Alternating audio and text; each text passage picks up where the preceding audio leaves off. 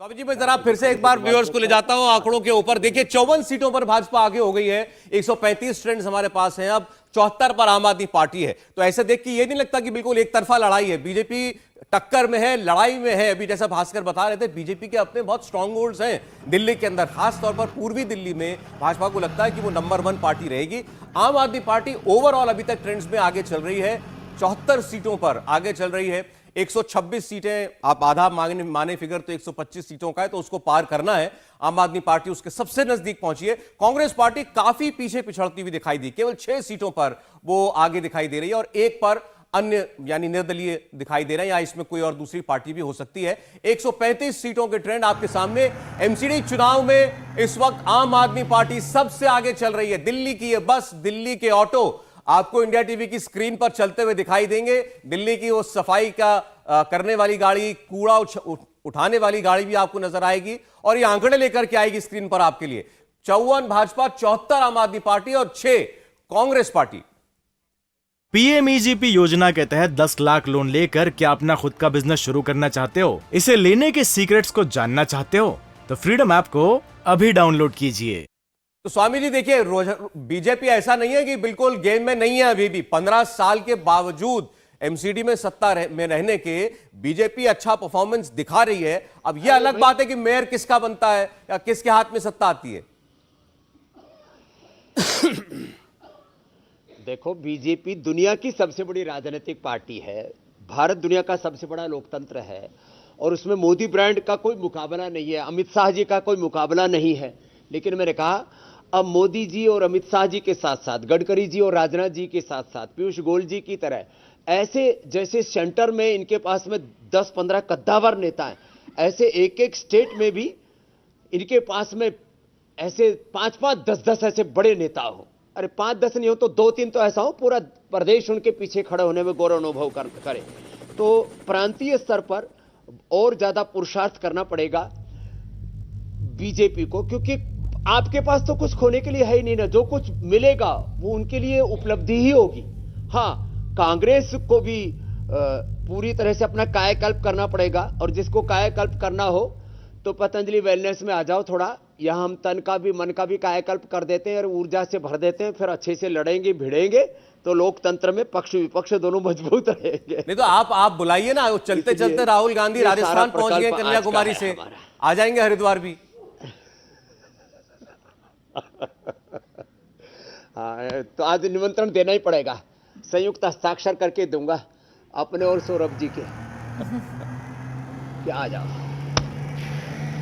अरे स्वामी जी ये बताइए, इस पर आपकी क्या राय है? जो प्रधानमंत्री कहते हैं कि देश में रेवड़ियां बांटने का कल्चर चल गया है और पार्टियां वोट के लिए ये जो फ्री की जो ऐलान करती रहती हैं, इसमें अरविंद केजरीवाल का नाम सबसे पहले लिया जाता है। ये स्वस्थ परंपरा है या आप मानते हैं मोदी जी ठीक कह रहे हैं? ये फ्री कौन नहीं दे रहा है? देखो, मैं यहां पर किसी को ना समर्थन कर रहा हूं ना किसी को क्रिटिसाइज कर रहा हूं। साधु को 99% निष्पक्ष रहना चाहिए। जब देश की बात आ जाए तो थोड़ा बहुत पक्ष भी विशेष ले लेने चाहिए। लेकिन आपसे मैं पूछना चाहता हूं, चाहे वो अनाज करीब 80 करोड़ लोगों को मुफ्त में राशन दिया कि नहीं दिया? तो मोदी जी ने मुफ्त में राशन दिया तो उससे लोगों का पेट भरा। अब लोगों को एक्स्ट्रा भी हो गया तो बाजार में ले जाके कुछ बेच भी दे देते उसी में से। तो मोदी जी ने मुफ्त राशन दिया, इन्होंने मुफ्त बिजली पानी दे दिया। अब महिलाओं को जो है त्योहारों के दिन, और हो सकता है जहां जहां आपका शासन हो वहां महिलाओं को हर महीना 1,000 रुपए और भी देना शुरू कर दे। तो अरविंद केजरीवाल जी इस मामले में बहुत ही गुरु व्यक्ति है। माने वो देखता है कि कौन सी चीज फ्री देने से एक परमानेंट मेरा वोट बैंक तैयार हो गया। तो उन्होंने बिजली पानी से लेकर के मोहल्ला क्लिनिक से लेकर के कुछ ऐसे महिलाओं से लेकर के कुछ संवेदनशील ऐसी नब्ज पकड़ी है कि जो फ्री कोई भी देगा तो उसमें सबसे ऊपर जो है अरविंद केजरीवाल रहेंगे। और वो कहते हैं कि भाई आपका ही पैसा मैं आपको ही दे रहा हूं, अपने पास तो नहीं रख रहा। ये अब देखो, अरविंद केजरीवाल जी को ये हरा सकते हैं तो केवल और केवल या उसके साथ टक्कर ले सकते हैं या उसको आगे बढ़ने से, उसका जो अश्वमेध यज्ञ चल रहा है, उसका अश्वमेध का घोड़ा जो दौड़ रहा है उसको रोकना है। तो फिर बीजेपी को भी नए ढंग से डिजाइन करने पड़ेगा कुछ चीजों को। और शुचिता के मामले में कुछ नए कीर्तिमान घड़ने पड़ेंगे और वहां शायद कुछ घेर सकते हैं, जैसे हो ही रहा है दिल्ली के अंदर। इसमें खतरा स्वामी जी केवल ये है कि तो फिर में तो अगर सारी अगर राजनीतिक अरविंद केजरीवाल जी की पार्टियां पार्टी को बीट करने के चक्कर में, हराने के चक्कर में हर पार्टी और मुफ्त करने लग गई, तो डर है कि उस राज्य के बजट का क्या होगा, पैसा कहां से आएगा, कहीं बैंकरप्ट ना हो जाए सरकारें। आज भी हजारों लाखों करोड़ के कर्ज हैं सरकारों के ऊपर। देखो मुफ्त में दे करके यूके बैठ गया, अमेरिका बैठ गया, बहुत बुरी हालत है वहां। जो रिसेशन है ये मुफ्तखोरी का ही परिणाम है, लेकिन लोगों को तो तुरंत चाहिए ना, नगद राम चाहिए सबको।